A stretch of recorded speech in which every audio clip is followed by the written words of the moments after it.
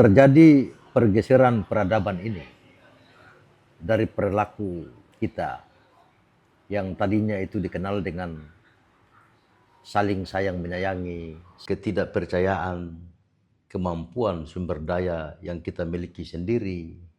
Hari ini telah terjadi pergeseran. Ya. Uang atau kapital ini menjadi satu-satunya penunjuk jalan. Jadi dalam dunia kepolitikan kita oleh Fukuyama itu dikenal namanya klientelism, politik patron claim. Ada satu pernyataan dari Ali bin Abi Thalib bahwa keburukan yang terorganisir akan mampu mengalahkan kebaikan yang tidak terorganisir.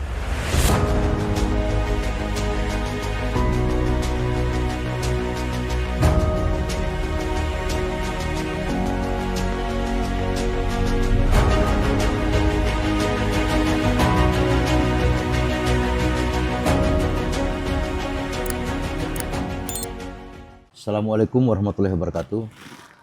Salam sejahtera buat kita semua. Jumpa lagi di podcast Rahim Oriani Channel. Hari ini saya bersama seorang tamu yang punya latar belakang akademisi, aktivis, dan penulis buku. Dia adalah Bang Muksin Sirfeva. Assalamualaikum Bang Ucen. Waalaikumsalam warahmatullahi wabarakatuh. Apa kabar Bang? Alhamdulillah baik. Semoga sehat selalu Bang. Insya Allah. Terima kasih sudah meluangkan waktu bisa bicara di podcast Rahim Oriani Channel. Bang, untuk lebih menarik diskusi dan bincang kita pada saat ini, sebagai pengantar, saya ingin Bang Ocen bisa menjelaskan biografi singkat. Misalnya sempat lahir, lalu kemudian pendidikan, mulai dari pendidikan dasar, menengah, sampai ke perguruan tinggi. Silakan Bang Ocen. Terima kasih adik. Saya bangga sekali hari ini bisa ketemu dengan Adinda dan pemirsa sekalian karena jarang sekali diskusi yang serius begini datang dari adik-adik dari Maluku Utara. Tapi alhamdulillah hari ini di Jakarta, di ibu kota negara ini, apa mau dibilang mantan ibu kota tapi dalam kenyataannya masih disebut ibu kota. Seluruh pemerintahannya masih di sini Bang. Jakarta. Jadi alhamdulillah kita bisa ketemu lagi dalam perbincangan yang saya pikir sangat hangat ini dalam suasana yang kita semua dalam keadaan sehat walafiat. Saya ini lahir dan besar dari sebuah keluarga. Kebetulan papa ini imam masjid, tapi beliau tukang juga. Tukang. Nah, jadi kalau orang mau bikin rumah, beliau dipanggil sebagai, kita di kampung bilang bas. Bas. Nah, secara kultural, jadi kakek saya itu Kapita. Namanya Kapita Bimara. Berarti saya ini ada darah Bobato, Kesultanan Tidore. Dan sampai hari ini saya punya hubungan baik dengan keluarga besar Kesultanan Tidore, dan keluarga besar yang ada di Tidore maupun yang ada di Ternate. Keluarga besar Maluku Utara menjadi bagian dari saya. Jadi papa ini sebagai imam, tetapi juga membangun gereja. Ada 3 gereja atau 4 gereja lah di kampung. Yang bapak ini sebagai bas. Sebagai bas. Nah, sebagai tukang itu. Iya, tukang ini yang mendesain semua ini.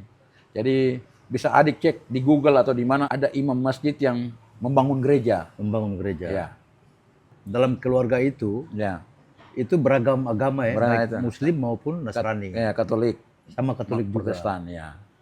Jadi itu anak dari kakek saya itu ada yang Protestan, ada yang Katolik. Ada yang Katolik. Nah, ya. Kemudian saya besar dan SD di Teluk Arguni, kemudian SMP-nya juga di situ. Jadi lahir di Kaimana, tetapi sekolahnya di kampung. Kalau Kaimana ibu kota kabupaten, asal orang tuanya dari Kampung Wanggita. Sampai dengan SMP di situ, kemudian saya sekolah lanjutan atasnya saya di Manfakfak.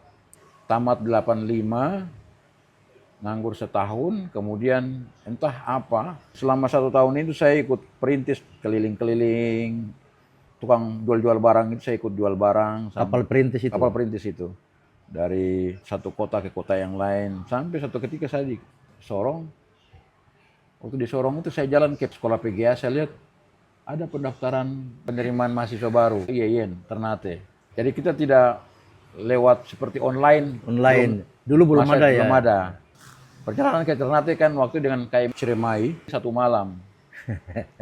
Sampai di Ternate, pendaftaran masih buka. Kebetulan saya dengan seorang temannya namanya Sahaji Revideso. Di atas kapal ketemu sama ada adik satu namanya Ratna. Dia ini sekolah di SMEA Sorong dan berlibur di Ternate. Nah, dia tanya, kakak berdua mau ke Ternate untuk apa? Di atas kapal ini, Di Bang? atas kapal. Kita jawab bahwa kami ini mau kuliah di IAIN Ternate. Dia tanya, di sana ada keluarga? Kami jawab, tidak punya keluarga di Ternate. Kalau begitu, kata dia, nanti besok pagi tiba di Ternate, kakak berdua ikut saya ke rumah. Nah, begitu besok pagi, sampai di rumah, ayahnya bertanya, kakak berdua dari mana? Kami dari Papua. Tujuan ke Ternate untuk apa? Kami ke sini mau kuliah di IAIN Ternate. Terus orang tua bilang, kebetulan wakil dekannya itu masih keluarga saya. Sebentar malam, kita ke rumahnya di Kayu Merah. Dan ketemu dengan keluarganya, yaitu Ustadz Yahya Abdurrahman Misbah MA. Ustadz ini adalah wakil dekan, dan beliau sangat antusias sekali menerima kami karena kebetulan senior kami namanya Jamaluddin Iribaram adalah anak asuh dari Ustadz. Jadi ada pendahulu kami namanya Jamaluddin Iribaram. Kakak Jamaluddin Iribaram ini sudah duluan jadi mahasiswa di IAIN Ternate. Dan ada tambahan kami berdua sehingga sudah 3 orang ini. Anak-anak Irian di... Iya. Nah, dulu masih Irian. Dulu masih Irian. Ya, di IAIN Ternate. Jadi beliau senang ada anak-anak Irian yang masuk IAIN Ternate. Beliau pada saat itu langsung bilang, besok langsung masuk asrama. Masa Allah. Padahal syarat orang masuk asrama itu harus semester 3 baru bisa masuk asrama. Ini baru daftar semester 1 sudah Belum diterima juga. Belum diterima juga. Sebagai mahasiswa. Kami sudah dibilang besok bisa langsung masuk asrama. Iya. Dan dari situlah kami berproses menjadi mahasiswa IAIN Alauddin di Ternate. Waktu itu masih fakultas jauhnya IAIN Alauddin Makassar. Jadi fakultas Tarbiyah IAIN Alauddin di Ternate. Sebelum menjadi STAIN Ternate. STAIN Ternate. Ya. Sekarang kembali menjadi IAIN Ternate. Jadi fakultas jauh. Jauh. Ya, fakultas jauh. Baik, Bang Ocen. Saat di perguruan tinggi di IAIN saat itu di Ternate, Bang Ocen ini pernah berkarir di organisasi kepemudaan yang kita kenal dengan Himpunan Mahasiswa Islam, HMI. Bahkan Bang Ocen ini pernah menjadi pengurus besar HMI di Jakarta. Lalu saat ini Bang Ocen masuk juga di dalam Dewan Pakar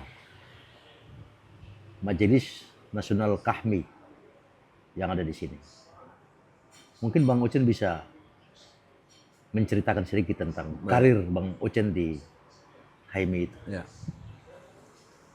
Alhamdulillah pada awal menjadi mahasiswa, saya telah tertarik dengan HMI karena dari beberapa informasi yang kami dapatkan bahwa rata-rata orang yang masuk HMI itu adalah orang-orang yang secara karir, intelektual, akademik maupun secara sosial itu berpengaruh.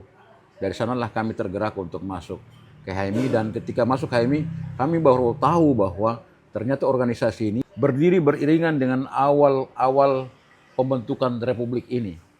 Artinya 2 tahun setelah Indonesia merdeka, HMI itu hadir dan ikut andil di dalam melawan agresi Belanda kedua. Nah, sehingga banyak kita pelajari bahwa alumni HMI yang terjun dalam perlawanan terhadap agresi Belanda kedua pada saat Trikora maupun Dwikora. Ya. Nah, disitulah kepercayaan kami terhadap HMI itu menjadi lebih mendalam dan kami aktif. Dan kami bersyukur bahwa tidak semua pengalaman yang kita temukan di bangku kuliah dengan apa yang kita dapatkan di HMI, karena yang disampaikan di ruang kuliah itu hanya fokus tentang pelajaran atau bidang studi yang terkait dengan pendidikan agama. Sementara ketika di HMI kita mendapatkan atau kita berinteraksi dengan orang-orang yang datang dari berbagai latar belakang disiplin ilmu.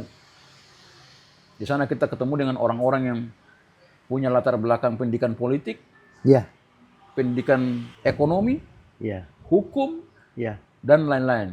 Dan disitulah memperkaya khazanah keilmuan kita sebagai mahasiswa jurusan pendidikan agama Fakultas Tarbiyah. Iya, iya. Iya, iya, Bang. Jadi apa yang saya tahu, belum tentu teman-teman saya di jurusan pendidikan agama tahu. Tahu, ya. Karena saya lebih advance Iya, iya, iya. memahami beberapa disiplin ilmu yang Iya.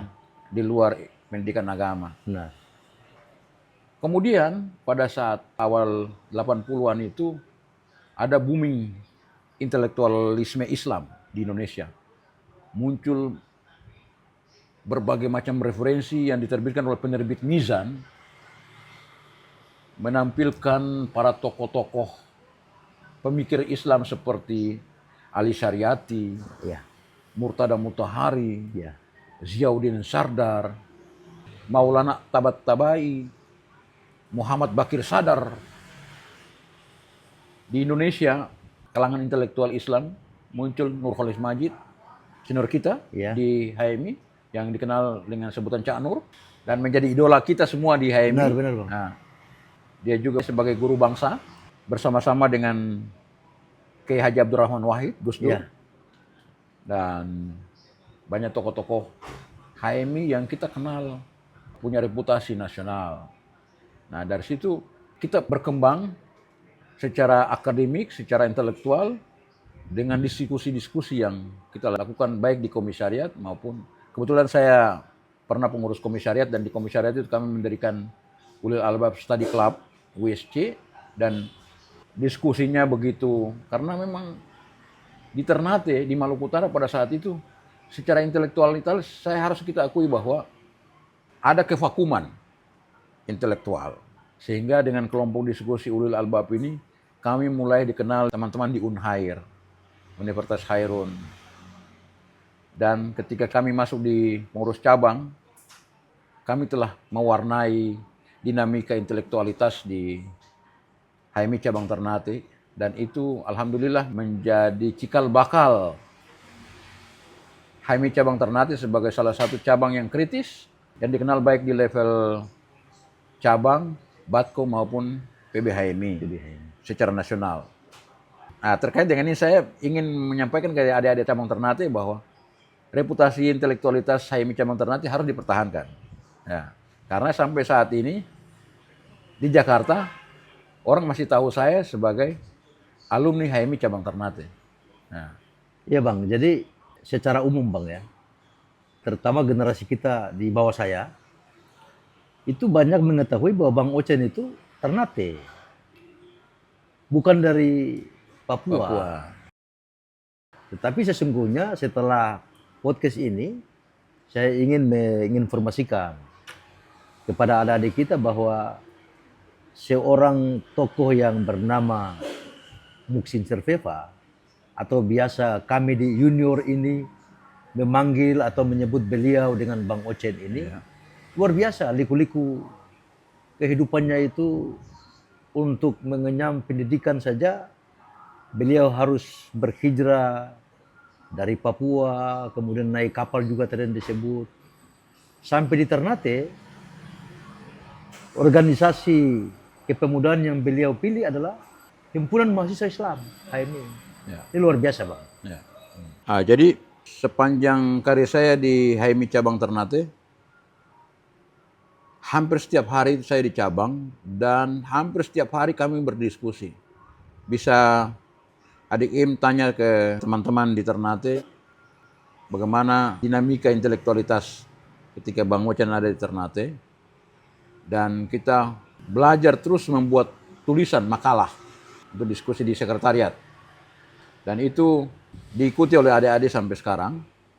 Dan tahun 92 saya berhijrah ke Makassar karena dia dipilih sebagai pengurus Batko Indonesia bagian timur, dan di sana dipercaya sebagai sekretaris bidang perkaderan. Di sana kami membentuk sebuah, karena memang dasarnya adalah senang berdiskusi, senang melakukan kajian. Di Makassar, saya dan teman-teman bentuk lembaga studi namanya Universum. Di samping aktif di Batko, saya terus konsultasi skripsi saya di kampus YN Alauddin. Jadi waktu ke Makassar itu Ya. Bang Ochen belum lulus Belum, kuliah. belum. Sampai di PBHMI, waktu masuk di Bakornas LDMI, saya sudah diperingati karena sudah 7 tahun. Sudah kelewatan 3 tahun. Iya, sudah 7 tahun, saya harus menyelesaikan studinya. Ya, kembalilah Ternate, ujian. Setelah ujian baru balik ke Jakarta lagi. Ke Jakarta. Ya, kebetulan tahun 95 kongres di Surabaya, dan terbentuk kepengurusan di bawah pimpinan Saudara Taufik Hidayat dan Jul Kennedy Said. Saya masuk dalam jajaran pengurus harian. Saya tadinya di Bakornas LDMI periode Bang Ferry. Bang Ferry Mursyid dan Baldan. Ya, setelah Bang Ferry, terus Yahya kan? Ya. Ya. Setelah Yahya saya tidak masuk pengurus besar. Nah, saya malah pulang ke Papua. Nanti begitu saya ditetapkan sebagai pengurus Batko, saya balik ke Ternate langsung ke Makassar. Nah, ke Makassar, kemudian kongres di Surabaya. Setelah Yahya kan Taufik yang naik. Nah, saya masuk pengurus besar. Di situ saya kedudukannya sebagai pengurus harian dan sebagai wakil sekretaris jenderal komunikasi umat. Nanti berikutnya periode Anas Urbaningrum, saya masuk pengurus harian juga. Posisinya bukan wakil sekretaris jenderal lagi, tapi menjadi ketua bidang komunikasi umat. Nah, tetapi sebelum menjadi ketua bidang komunikasi umat, karir saya pada periode Taufik Hidayat, saya yang menyusun pokok-pokok pikiran, proposal, kolokium pembaruan pemikiran Islam di Indonesia. Ya, itu tahun 96. Jadi kolokium itu PBHMI menghimpun seluruh intelektual muslim yang ada di Indonesia. Mulai dari Cak Nur, Amin Rais, ada Jalaluddin Rahmat, Ya. ada Bahtiar Effendi, Ya. ada Fahri Ali, Ya. ada Muslim Abdurrahman, ada Syafi'i Ma'arif, Ya. ada Syafi'i Anwar. Tokoh-tokoh intelektual Islam kami kumpulkan, dan mereka membaca proposal kolokium pembaruan pemikiran Islam itu yang kami susun, bahwa perlu ada pembaruan pemikiran setelah era Cak Nur. Perlu ada revitalisasi lagi. Perlu ada transformasi. Transformasi. Ya. Nah, karena era Cak Nur sudah berbeda dengan era yang pada saat kita era reformasi. Oleh karena itu, kita menggagas itu. Dan penggunaan idiom Cak Nurian dan Gus Durian. Iya. Saya pernah dengar tuh, Bang, Ya. istilah Gus Durian dan Ya. Cak Nurian. Cak Nurian. Itu saya yang, Oh, itu Bang Ochen. ya saya yang ini. saya pertama sekali mengungkapkan itu di dalam proposal itu. Ini pengakuan dari Profesor Dr. Muhammad Sabri AR. Sekarang Direktur Kajian dan Materi BPIP. yang pertama sekali menggaungkan istilah Cak Nurian dan Gus Durian di Indonesia. Itu Bang Ocen. Nah, orang selama ini kan Weberian, Iya, iya, iya. Marxian, Iya, iya. ya tuh, Kantian. Tapi di Indonesia orang tidak pernah menyebut Gus Durian, Gus Durian. Cak Nurian. Iya. Yang pertama sekali menggunakan kata itu adalah saya. Setelah itu baru diikuti oleh teman-teman yang lain. Ya. Bahkan ini Bang, Ya. saya pernah baca ya, Ya. bahwa ada semacam tulisan Bang Ocen ini juga dijadikan sebagai salah satu data pustaka. Iya. Itu kebetulan Bang Agus Salim Sitompul rupanya menjadikan proposal kolokium yang kami susun itu Iya. dijadikan kutipan di dalam disertasi Bang Agus Salim Sitompul. Agus Salim Sitompul sebagai sejarawan HMI. Dan sedikit saya tambahkan bahwa pada saat kolokium pembaruan pemikiran Islam itu digelar di Jakarta Design Center di Selipi, itu narasumber pertama adalah Cak Nur. Jadi pada saat pembukaan, saya selaku ketua panitia menyampaikan beberapa ide gagasan tentang latar belakang dilaksanakannya kolokium ini. Dalam forum itu. Dalam forum itu. Dan ada Cak Nurnya di sana. Cak Nur mendengar laporan ketua panitia. Tapi ternyata itu bukan sekedar laporan. Saya mendudukan pentingnya kolokium pembaruan pemikiran Islam itu. Di mana Cak Nur adalah salah satu pelaku lokomotif pembaruan pemikiran keislaman di Indonesia.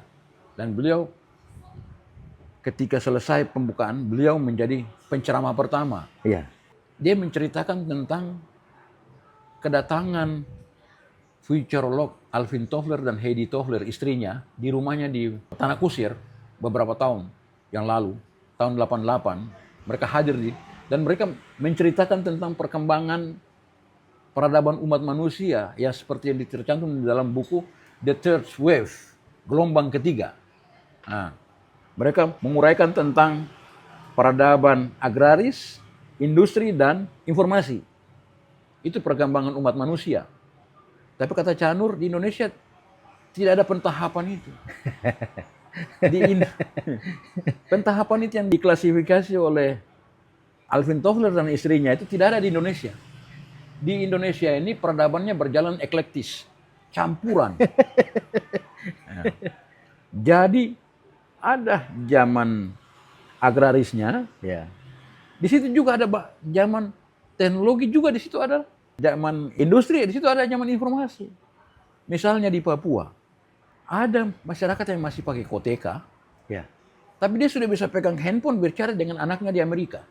Iya, iya, iya. Nah, Ya. Padahal masyarakat agraris, tapi di situ pula dia menggunakan teknologi itu. kata Cak Nur bukan hanya agraris, tribalistik. Jadi ada 4 ini.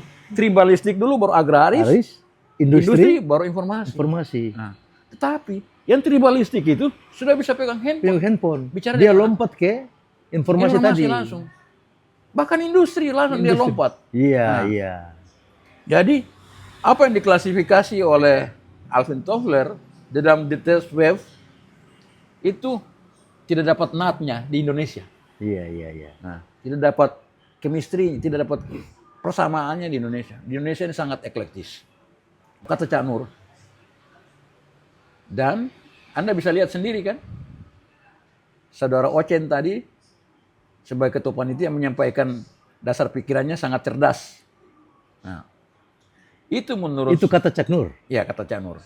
Nah, kata teman saya sekarang wamen transmigrasi, Oh, Bang Viva. Viva Yoga Mauladi, Ya. dia bilang sepanjang yang pengetahuan dia, Cak Nur tidak pernah memuji seseorang di forum ilmiah kecuali dia memuji Ocen di forum ilmiah kolokium.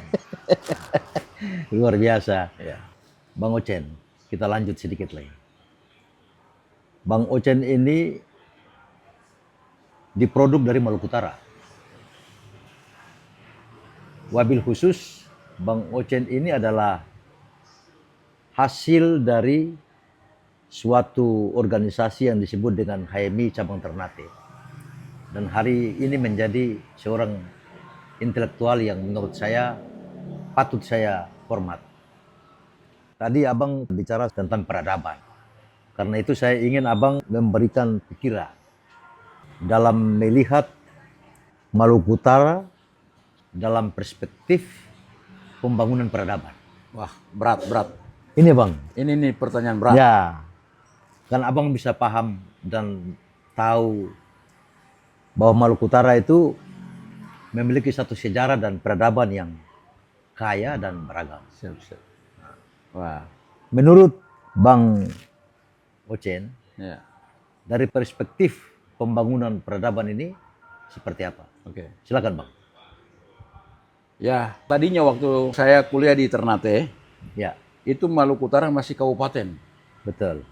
Kabupaten Maluku Utara, Provinsi Maluku. Benar. Oh. Jadi dari level sebagai sebuah ibu kota kabupaten, tentunya terbatas dari segala hal. Benar. Tetapi saya harus akui bahwa saya lahir di Papua, tetapi secara intelektual saya dibesarkan di Ternate. Dengan segala keterbatasan yang ada, kami tumbuh, memupuk apa-apa yang bisa menjadikan kami besar secara intelektual. Seluruh buku-buku yang ada di toko buku Selekta di Jalan Bosoiri, kami lahap habis. Jadi itulah satu-satunya sumber informasi yang kami dapatkan. Saya harus menyisihkan waktu untuk saya lari cari buku di Manado. Beli buku, balik ke Ternate hari Senin, udah balik ke Ternate. Jadi berangkat hari Sabtu, Senin sudah balik Ternate.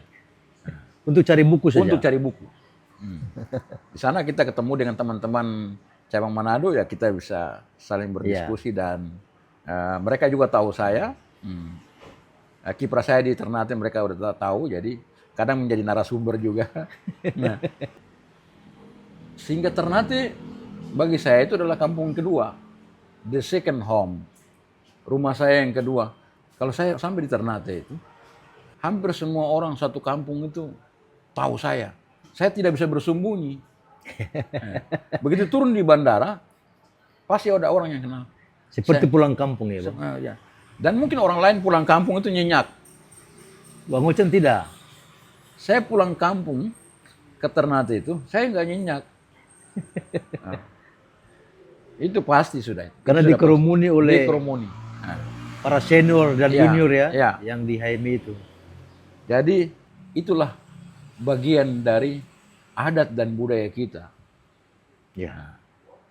Jadi Maluku Utara dikenal sebagai wilayah kesultanan. Ya. Yang kita sebut Moluku Kiraha. Maluku Kiraha Adalah wilayah yang tumbuh dan berakar secara adat seatorang. Kalau bicara adat seatorang, itu bicara etika. Ya. Bicara etika itu bicara peradaban, adab. Adab. Jadi adat seatorang itu etika. Etika itu adalah adab. Ya. Maka kalau orang tua-tua bilang adat matoto syariah, syariah matoto kitabullah. Jadi adat itu harus ikut syariat. Kalau ada adat yang tidak ikut syariat, itu bukan adat sebenarnya. Kemudian syariat ini harus berlandaskan kepada kitab Allah, Al-Quran. Nah, sehingga kalau bicara adat seatorang, itu terkait dengan hubungan kita dengan Sang Pencipta maupun hubungan kita dengan sesama. Berarti hablum minallah dan hablum minan nas. Hablum minan nas. Nah, inilah nilai-nilai yang dari awal tumbuh menjadi pegangan masyarakat Maluku Utara sebelum negara ini terbentuk. Benar. Sebelum pemerintahan formal ada, maupun partai politik. Ya. Nilai-nilai ini telah ada sejalan dengan nilai-nilai syariat itu sendiri. Maka kalau kita mengatakan adat seatorang, kemudian loa sebanari, itu sejalan dengan syariat. Kalau bahasa syariatnya al-hanifiyah as-samhah. Itu nilai-nilai luhur yang lurus. Al-hanifiyah as-samhah, loa sebanari. luas sebenarnya. Ya. Itu insan kamil. Jadi kalau mau mencari sosok manusia, harus carilah mereka yang jujur dan benar. Nah, jangan bukan statement kultural saja. Statement kultural ini harus dibawa dalam perilaku politik. Perilaku politik ya. Politik. Etika tadi Bang ya. Etika politik, etika pemerintahan, Benar. etika sosial.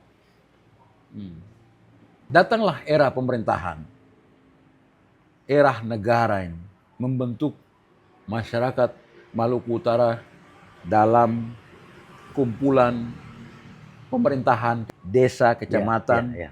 kemudian kabupaten, dan sekarang provinsi. Ya. Nah, masuklah investasi. Ya. Pada era 70-an sampai 80-an masuk perusahaan kayu. Ya. Di Falabisahaya, di Sidangoli, Ya. Barito itu Bang ya. ya. Masuk perusahaan pisang di Galela. Benar. Terakhir masuk perusahaan nikel di GB. Masuk juga berikut perusahaan emas di Kau dan Halmahera perusahaan Utara. nikel di Weda. Beda. Ya sekarang kita kenal dengan IWIP. Iya. Nah, di Halmahera Tengah. Bersamaan dengan itu nikel di Obi. Ya. Ini investasi-investasi skala besar. Ratusan miliar bahkan triliun Ya. yang telah dihabiskan dari sumber daya alam Maluku Utara. Ya. Apakah investasi yang besar itu memberikan manfaat sebesar-besarnya bagi masyarakat Maluku Utara atau tidak? Itu diskusi lain. Ya. Sudah banyak orang yang mengkaji tentang itu. Ya. Ya. Nah, saya hanya mau melihat bahwa kultur tambang bukan kultur Maluku Utara. Ya. Walaupun SDA-nya ada di sana. Walaupun SD-nya ada di sana. Ya. Kultur Maluku Utara adalah PT Pala, PT Cengke, Cengke, Naik Kelapa, Naik Kelapa, dan Mangail. Itu kultur Maluku Utara. Yang seharusnya membangun peradaban Maluku Utara harus dari sektor-sektor ini. Karena dia itu matching dengan kearifan lokal masyarakat setempat. Matching dengan peradaban Maluku Utara yang sesungguhnya. Yang sesungguhnya jati diri Maluku Utara. Karena itu mungkin ini, terjadi pergeseran ini yang tadi Abang sebut peradaban itu Terjadi dari progres. agraris Ya, ke industri. ya, Ya. Ini yang terjadi saat terjadi. ini. Nah, dan masyarakat tidak mampu mengikuti itu karena apa? Secara kultural mereka tidak dididik untuk Iya. mereka ini merasa cukup dengan ketika bangun pagi di samping rumah mereka itu ada Gramakusu, Iya. ada Mayana, ada Kunyit, ada Guraka. Iya. Begitu melihat ke laut ada ikan bermain di depan rumahnya. Iya. Nah, itu semua memberikan energi kepada dia. Kepada kita ini sampai kita bisa tumbuh besar dan pintar seperti ini bukan dari tambang. Benar Bang. Kita tumbuh dari Gramakusu, dari Manya, dari Guraka, dari Kunyit dan macam-macam ini. Jadi karena bukan kultur kita, kita tidak bisa berbuat apa-apa dengan investasi sebesar itu. Karena memang bukan kultur kita. Benar. Yang bisa adalah belas kasihan dari para investasi itu kepada kita. Benar. Benar. Dengan sharing income yang adil, yang memberikan kepastian pendapatan kepada masyarakat di seputar wilayah investasi itu. Memberikan nilai tambah ekonomi bagi masyarakat Maluku Utara. Memberikan sumbangan yang signifikan bagi pembangunan Provinsi Maluku Utara. Yang terjadi adalah keluhan demi keluhan. Iya. Nestapa dan dengan nestapa. Kemarin kita saksikan betapa banjir Ya, menghalau segala material, menumpuk dan mengotori kawasan industri. Bahkan beberapa desa mendapat imbas dari kerusakan lingkungan yang terjadi. benar. Saya tidak bisa bayangkan bahwa 20 tahun yang akan datang, 30 tahun yang akan datang, 50 tahun yang akan datang, generasi kita ini IQ-nya rusak karena mengonsumsi ikan-ikan yang tercemar logam berat Ya, di Laut Maluku Utara. Mungkin jalannya bengkok, leta, ya, ada anggota badan yang tidak sempurna. ya, Itu bisa jadi. Wallahu alam. ya, Karena apa? Mereka mengonsumsi merkuri yang mencemari lingkungan laut mereka. ya. Mereka makan hasil laut mereka dan itu mencemari generasi kita. Laut yang tercemari dari limbah Limbah pengelolaan industri. sumber daya alam itu. Yang tidak bertanggung jawab. Ya, Nah, oleh karena itu harus kita kembali back to nature. Ya, tuh. Nature kita adalah tadi, Dramakusu tadi, rempah-rempah. ya, Kita ini besar dari rempah-rempah ini.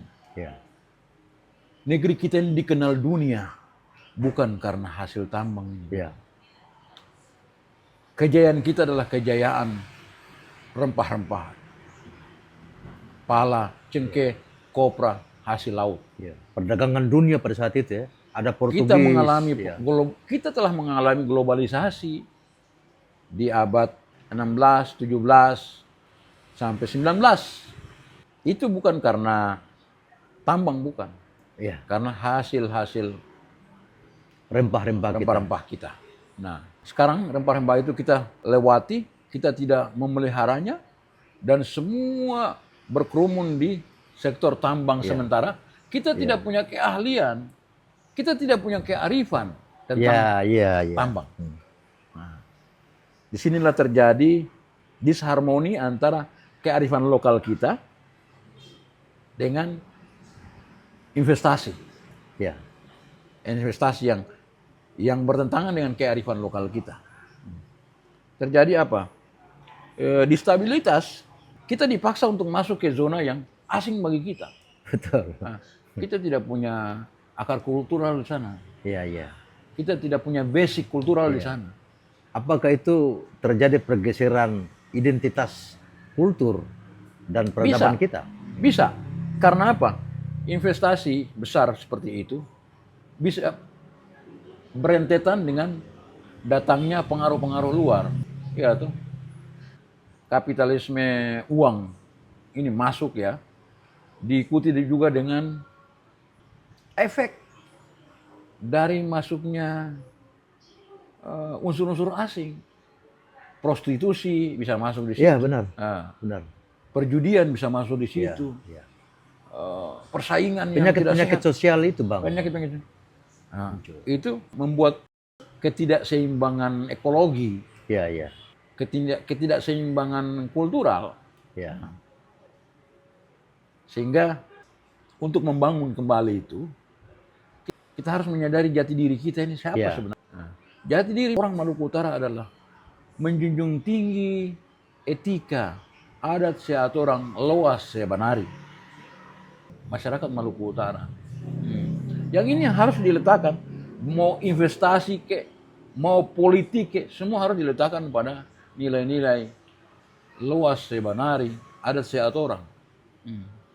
Itu jati diri orang Moluku Raha. Sebelum saya masuk ke politik. Ya, Abang. Jadi dalam ilmu hukum itu, hukum yang paling tertinggi itu bukan undang-undang, bukan peraturan-peraturan, tetapi hukum yang paling tertinggi itu adalah etika. Etika. Jadi kalau etika kita sudah bergeser, bagaimana atau apalagi dengan Betul. undang-undang, dengan peraturan-peraturan lainnya. Betul. Etika itu akhlak. Kita ini makhluk. Perilaku kita itu akhlak. Akhlak, ya. Nah, itu derivasi dari khalik. Jadilah makhluk yang berakhlak. Satu kata itu khalaqah. Itu kaidah itu bahasa. Itu kajian etimologisnya itu. Etimologi. Kajian bahasanya itu. Khalaqah itu ciptaan, penciptaan. Menciptakan. Khalik pencipta, makhluk yang dicipta. Akhlak, perilaku. Jadi satu Orang di Maluku Utara bilang tabiat. tabiat. Jadi itu terkait dengan adab. Ada. Iya, sangkut paut dengan adab. Jadi pembangunan peradaban Maluku Utara ini karena kebetulan sekali ini mayoritasnya negeri para sultan, sehingga akhlak atau adab itu arti lain daripada ad-din. Ad-din itu dinul Islam, ad-din itu pengertiannya lain itu adalah, pertama itu adalah ada banyak varian kata ad-din itu. Ada adab, ada etika, termasuk hujan. Hujan itu ad-din itu, din itu. Jadi kalau agama itu, din itu bukan dia dari langit. Agama itu sama dengan hujan. Hujan ini dia asalnya dari bumi. Asalnya dari bumi, dia menguap ke atas, kemudian jatuhlah dia kembali ke bumi. Agama juga begitu. Kalau agama dari atas, dia akan otoriter. Iya. Ada kalau kaki manusia atau ada asam urat begitu, dia akan suruh, ada tetap harus berdiri. Tapi karena kaki sakit, dia suruh duduk saja. Karena dia anak kampung di sini, dia berasal dari sini. Jadi dia tahu.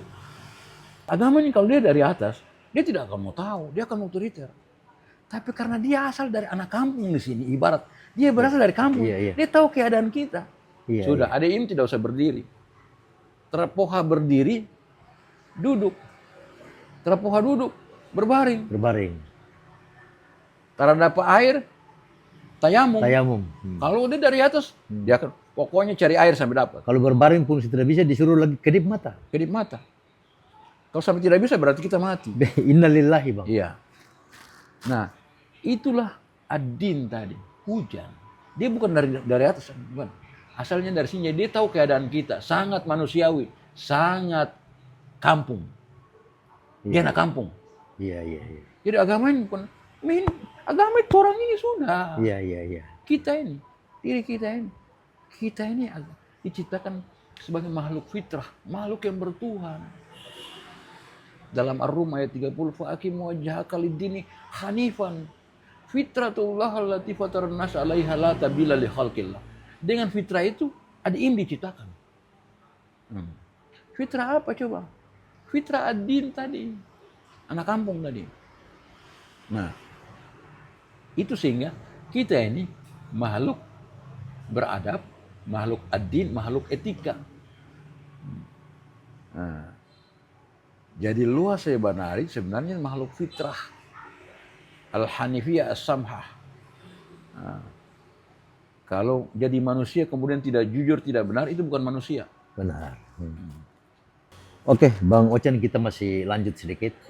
Panjang sekali Bang Ocen mencoba untuk mengelaborasi pikiran-pikiran tentang peradaban, khususnya keperadaban yang ada di Maluku Utara. Bagaimana Abang Ocen melihat peradaban Maluku Utara yang sesungguhnya? Ya. Lalu hari ini dengan perkembangan teknologi, perkembangan industri, lalu kemudian perkembangan politik yang hari ini kita lihat sendiri terbuka. Betul. Menurut Bang Ocen seperti apa itu? Ya, jadi semua itu ada pengaruhnya. Jadi jati diri kita ini yang asli, yang fitrah, ini mulai tercemar. Tercemar dengan hadirnya industrialisasi, hadirnya informasi, hadirnya perilaku pragmatisme, hadirnya partai politik, hadirnya berbagai macam kepentingan. ibaratnya ini kita berhadapan dengan lingkungan yang tidak lagi steril. Bagaimanakah cara kita untuk mendefense diri kita untuk tetap konsisten menjaga adat seatorang, loa sebanari dalam kehidupan yang serba fajas seperti itu, serba kacau seperti begitu. Disrupsi. Ya. Dalam suasana yang sangat disrupt itu, bagaimana caranya kita mau menjaga itu? Saya melihat bahwa harus kembali ibda binafsik, self correction. Ya. Jadi kata Umar bin Khattab, hasibu anfusakum qabla an tuhasabu. Timbang ngana pe diri dulu sebelum ngana batimbang pa orang lain. Lia ngana pe diri dulu sebelum ngana lia orang lain. Jadi self portrait. Susah sekali kita melihat kesalahan kita kalau kita tidak mengoreksi diri kita. Self correction. Susah sekali. Semuanya kita melihat orang lain salah dan kita benar semua, tidak bisa. Itu kita tidak akan berkembang, peradaban kita tidak berkembang. Untuk maju, kita harus berani self correction. Ya. Berani untuk mengoreksi diri. Harus mengoreksi diri. Baru bisa kita maju. Karena di situ, kita mengetahui ada sisi-sisi kelemahan kita. Kita mengcompare dengan orang lain. Oh, ternyata saya lemah di sini. Saya harus perbaiki seperti yang dipunyai oleh mereka. Nah, ketika pragmatisme masuk, yang namanya money politics, itu sesuatu yang tak tertampilkan, pasti saja terjadi di era demokrasi liberal saat ini. Ya. Nah, kata Aspinall dan Baron Scott, demokrasi for sale, tanpa uang demokrasi tidak bisa jalan. Demokrasi liberal itu demokrasi uang. Segala sesuatunya bisa dibeli. Maka tidak ada satu proses demokrasi yang benar-benar demokratis. Iya. Yang kita mau mengejar tentang demokrasi substantif, itu nonsens. Ya. Tanpa hadirnya uang. Kalau di negara lain, demokrasi itu berjalan dengan tingkat partisipasi masyarakat yang berjalan secara sukarela. Iya. Bahkan orang rela untuk mendonasikan uangnya untuk kemenangan kandidat tertentu. Iya. Kalau di demokrasi liberal kita yang kampungan ini, justru orang yang mau naik itu yang harus kasih duit ke kita. Baru kita pilih dia. Nah, ini demokrasi kampungan kita. Liberal tapi liberal yang kampungan. Nah, kalau liberal yang di luar sana itu justru para voters ini, voters yang menyumbangkan uangnya untuk kandidat. Bukan sebaliknya, kandidat yang kasih uang sama ke kita. voter. Iya, ke voters. Nah itu perbedaannya. Ya demokrasi kita ini memang demokrasi paling kebablasan. Iya. Oleh karena itu, tidak ada orang satupun yang naik dengan kemurnian yang benar-benar aspiratif. Tidak ada. Semua dengan money politics. Nah, peradaban yang rusak seperti begini, di Maluku Utara, yang kita saksikan hari ini, memang telah bergeser jauh. Benar. Dengan masyarakat yang sudah pragmatis seperti itu, para kandidat yang mau kampanye dengan membawa nilai-nilai agama, nilai-nilai adat seatorang, tidak laku dibeli, tidak laku dipilih. Karena memang istilahnya chemistry-nya tidak pas. Masyarakat sudah wonge begini, masyarakat sudah kayak begini, kita mau bawa nilai-nilai yang adat seatorang loa sebanari ini mau masuk itu manhajnya tidak pas. Iya. Istilahnya natnya tidak pas. Itu biar ceramah sampai berjam-jam tidak lagi berlaku. Tidak lagi. Maka wajar kalau mereka itu kalah. Sehingga dari sinilah kita harus pertama kembali ke jati diri kita bahwa kita tidak bisa hidup begini terus. Selama kita hidup begini terus, kita akan diperintah oleh tangan-tangan yang bukan berasal dari akar kultural kita. Tetapi kita juga harus sadar sebagai pewaris nilai-nilai kultural Maluku Raha harus membenahi diri. Iya. Jangan hanya menyalahkan orang lain. Kira-kira salah kita ini di mana? Iya.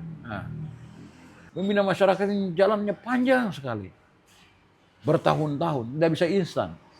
Masyarakat kita yang benar-benar tahu siapa yang hidup dengan mereka, tapi mereka juga tidak tahan dengan orang yang instan datang dengan kapital yang besar. Karena apa? Karena mereka ini sudah tercemar dengan pragmatisme tadi. Terjadi pergeseran nilai tadi. Pergeseran kultural. Jadi itulah permasalahan kita. Saya berpikir bahwa literasi politik di masyarakat kita ini masih kurang untuk memberikan pemahaman kepada mereka bahwa kesejatian politik itu harus kita bangun dari akar kultural kita sebagai orang Maluku Utara. Kita tidak butuh mobil mewah. Kita tidak butuh tinggal di rumah yang mewah. Kita tidak butuh juga hal-hal yang mewah. Kita itu hanya butuh kepastian masa depan. Setelah saya mati, anak saya ini hidup layak atau tidak.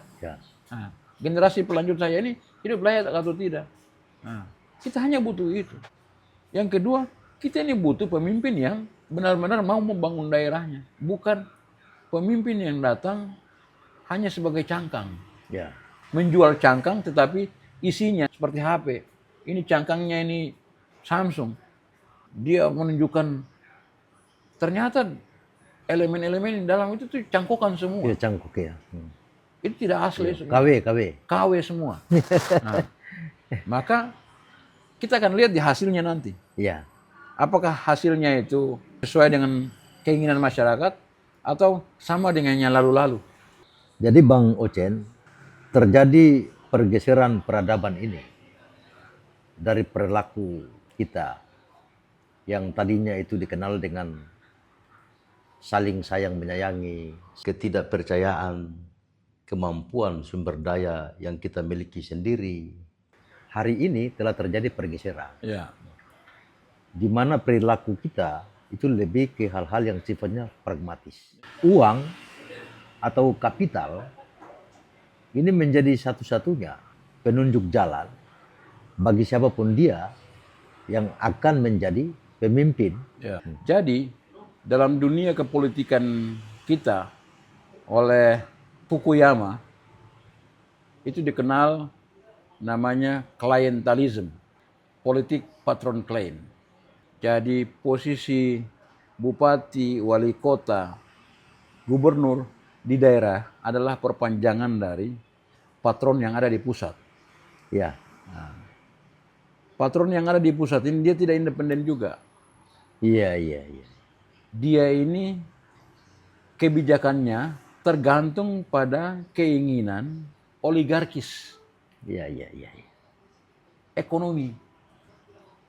Baik regional, lokal maupun global. Jadi seluruh kebijakannya tidak boleh melenceng dari keinginan oligarki ekonomi. Menurut Kotner itu demokrasi tidak bisa berkembang tanpa adanya kapitalisme. Jadi demokrasi akan mati kalau kapitalisme itu tidak mendukung. Oleh karena itu ada ketergantungan yang sangat kuat antara demokrasi dengan kapitalisme menurut Kotner. Nah, sehingga kekuatan patron klien ini akan menyetir para kepala daerah untuk bekerja sesuai dengan keinginan-keinginan si patron. Nah, karena itu adalah pesanan dari para oligarki yang mendukung pemerintahannya. Nah, baik pada saat dia mencalonkan sebagai calon presiden, pokoknya pada saat suksesi itu berlangsung. Pada saat suksesi, mereka lah yang berada di belakang itu. Itu oligarki ekonomi. Sehingga dia juga tidak mau jadi sawi perah dong. Dia harus karena dia kaki tangannya di bawah. Nah, kekuatan pemerintahannya di jaringnya itu ke gubernur, bupati dan wali kota. Sehingga apa yang mereka kerjakan harus sesuai dengan si patron. Kalau melenceng, mereka akan ditegur. Tegurannya itu bisa mengurangi dana alokasi umum dia kurangi. Dana alokasi khusus dia tidak dapat. Bisa jadi. Dan berbagai macam kan dia berkuasa. Dia bisa menentukan Iya. daerah ini bisa minta audiensi mungkin dia tidak terima. Itu banyak cara. Nah, itulah yang terjadi. Nah, sehingga jangan heran kalau di Maluku Utara kita melihat ada kedekatan-kedekatan emosional antara pemimpin di daerah dengan pemimpin di Iya. pusat. Saya pastikan berada di dalam skema atau ekosistem disebut oleh Fukuyama sebagai klientelism, rezim, hubungan timbal balik. Iya. Relasi itu ada, Bang ya. Relasi itu ada. Namanya politik itu take and give. Take and give. Ngana Ya. kasih kita apa dan Kita kasih dengan apa? ngana apa. Nah, begitu. Dan itu menjadi gejala umum. Bukan saja Maluku Utara, Iya. tapi hampir seluruh daerah di Indonesia. Ini sistem bukan sistem nasional, sistem global. Iya. Jangan kita bilang ini berdiri sendiri hanya gejala keindonesiaan, enggak. Ini gejala global. Semua itu saling ketergantungan. Iya, iya, iya. Baik, Abang, kita sudah di Oke. penghujung diskusi ini. Kira-kira apa yang mau dipesan? Khususnya kepada kita semua, para junior, lalu kepada warga masyarakat Maluku Utara. Silakan, Bang. Ya. Kepada kita semua, keluarga besar Moloku Kiraha, Maluku Kiraha. Subaju, Hmm. tapi ya ini saran untuk kita semua bahwa ada satu pernyataan dari Ali bin Abi Thalib bahwa keburukan yang terorganisir akan mampu mengalahkan kebaikan yang tidak terorganisir. Itu perkataan Sayyidina Ali bin Abi Thalib. Kita ini loa sebenari. Adat seatorang adalah jati diri kita. Tapi karena kita tercerai-berai, kita dikalahkan oleh orang yang di luar lingkungan kita, di luar kultur kita, di luar adat seatorang kita. Tetapi karena dia rapi, terorganisir, sistematik, dan mampu mempengaruhi sehingga dia mengalahkan kebaikan yang tidak terorganisir. Nah, ke depan ini jangan sampai terjadi lagi. Mulai hari ini masih ada waktu. Ya. Perjalanan kita masih panjang. Ya. Kita akan memperbaiki diri kita dengan mengorganisir potensi kita. Sehingga ke depan kita lebih kuat, lebih unggul, dan kita menjadi tuan rumah di negeri kita sendiri. Menjadi pemimpin di negeri kita sendiri. Bukan pemimpin yang datang dari dunia lain. Itu kira-kira menjadi semacam saran kami kepada basudara semua, orang tua-tua semua yang di Tanjung-Tanjung, Iya, iya. di pulau-pulau, di hol-hol, Iya, iya, iya. supaya kita sadari ini tentang perkataan Sayyidina Ali bin Abi Thalib radhiyallahu an. Kiranya itu saja yang bisa Bang Ocen sampaikan dalam podcast ini, dan kami bangga podcast ROC. Ini Rahim Odeyani Channel menjadi channel bagi kita semua yang peduli dengan daerah kita, yang peduli terhadap kemajuan masyarakat dan negeri kita. Saya sarankan juga kepada basudara semua yang ada di hall-hall di Tanjung-Tanjung, kalau ada internet, ada wifi, tolong singgah di ROC ini. Iya, iya. Rahim Odeyani Channel. Iya. Karena ini channel yang memberikan pencerahan Ya. bagi kita semuanya. Subaju. Baik. Assalamualaikum warahmatullahi wabarakatuh. Waalaikumsalam, Bang. Baik, Bang Ocen, panjang sekali. Bang Ocen mencoba untuk mencurahkan gagasannya, pikiran-pikirannya yang luar biasa. Sekali lagi terima kasih atas kesediaan waktu bisa berbagi pengalaman di podcast Rahim Oriani Channel. Semoga ini bisa bermanfaat bagi kita semua. Amin, amin, amin. Insyaallah. Assalamualaikum warahmatullahi wabarakatuh dan salam sejahtera buat kita semua.